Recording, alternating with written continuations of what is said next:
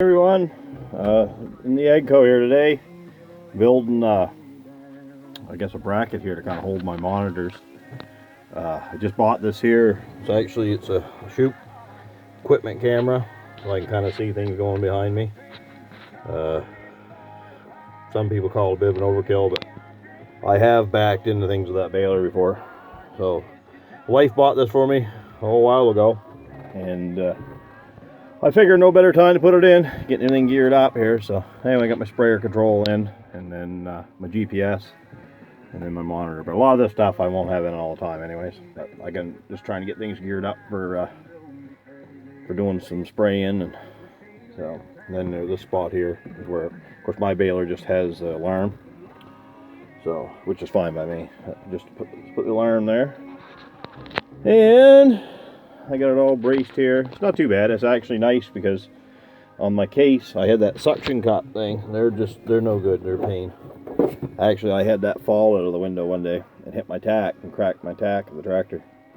But you know, it was nice if you're switching the back and forth tractors. But I'm gonna build a bracket kind of similar to this for everything, and then you can just unbolt it, and it's a lot safer.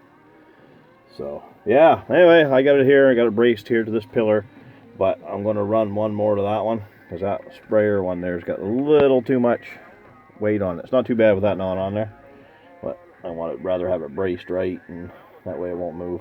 So no big deal. I'll run something over to it and do it. But yeah, anything you can do to make it a little easier on yourself. So this is just like a one camera. You can buy multiple cameras for it, but it's a pretty easy kit really.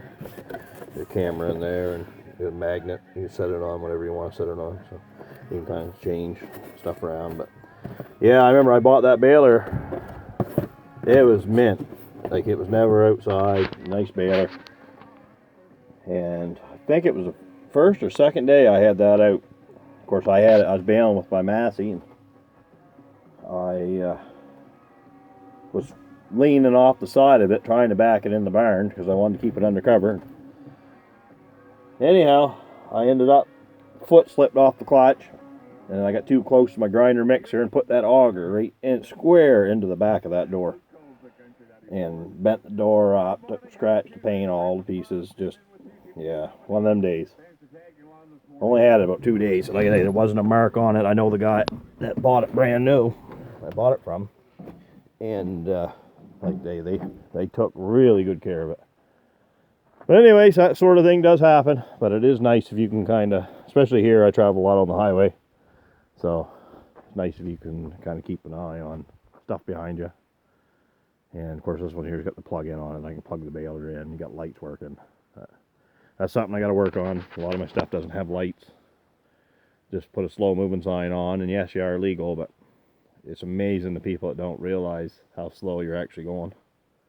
It's actually aggravating.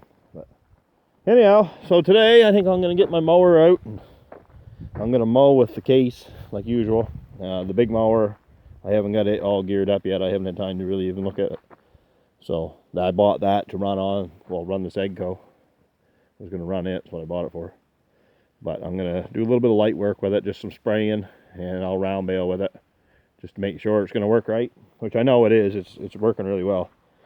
Kids and I took it up to Mom and Dad, so we made I don't know, whether it's 12 or 14 mile journey, both, you know, up and back. So she done real well, works good, brought it home, no leaks, everything running like it should. Still a little bit of that issue with that brake, for whatever reason.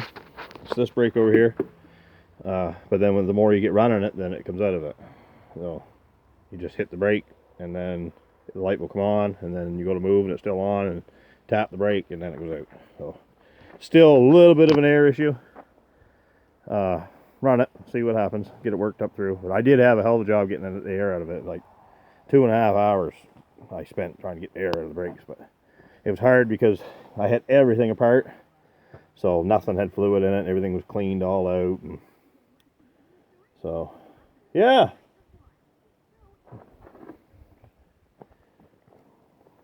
But it is nice to have it out of the barn. Now I got to put my 844 in, take the transmission apart and that. Well, it's like I love doing transmission. not really. Anyhow, that one hopefully, well, it started making a noise last summer, and I said I wasn't touching it until this one was done. It's hard to have time to do everything. You got work to do, plus you got to work on this stuff. And if I got to get a shop to work in all winter. That's my goal. I'll build something, build a new shop. But then people want you to start doing this stuff all the time, and I really don't want to. Bad enough when you got to do it because you have to do it. It's hard to put a dollar value on that because, you know, when I was talking to the dealer for the work that I had to do to it, he told me, you know, it would be close to a $45,000 bill on what I had to do to the tractor. So, yeah, I mean, I had a lot of hours in it. Dollars, parts, not a whole lot, but time. So, but, you know, I work between best friends, work when you can, you know, just kind of work away at it. So, and I don't mind it. It's kind of, I wouldn't say it's, you know, relaxing, but it is rewarding when you get something going that everyone says wasn't going to go. So, they didn't tell me that when I bought it, though.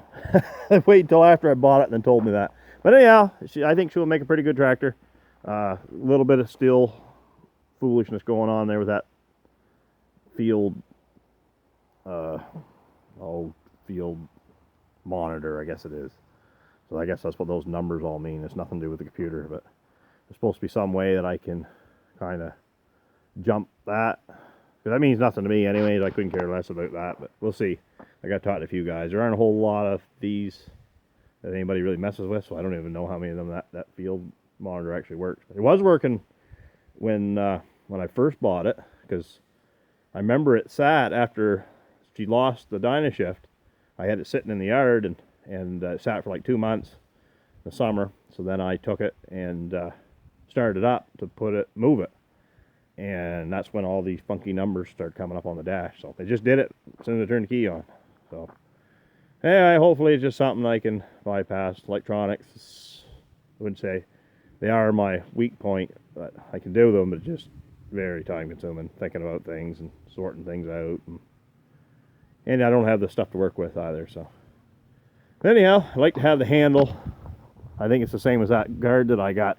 The fella borrowed it when it was in the shop in there. So I think they took what parts they wanted to off it before they traded it in. But lucky I did get that shield back from the guy. Well, he says it didn't belong to it, but I have a pretty good feeling it did. But anyhow, that's it there.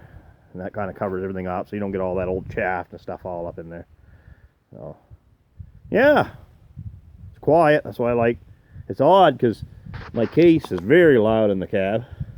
And you get out of the tractor and the tractor's running quiet. This here, the cab is really quiet. And then you get out and the tractor just seems like it's screaming. It's just very, you know, loud tractor running. But a little stiff on fuel, but, you know, that's what you get when you run these big tractors. Like, when I was running that, it was like 4.5 gallons an hour. It's a little bit more than I'm used to putting in, but we'll run some 501 fuel additive in it. That's why I've been getting pretty good, you know, economy out of that stuff. It's taken my truck from, well, I used to get 17, 18 mile a gallon in my Cummins, and I was running 28 on the highway the other day, but 25 on average, so that's quite a jump. You know, it's got the cetane boost in it.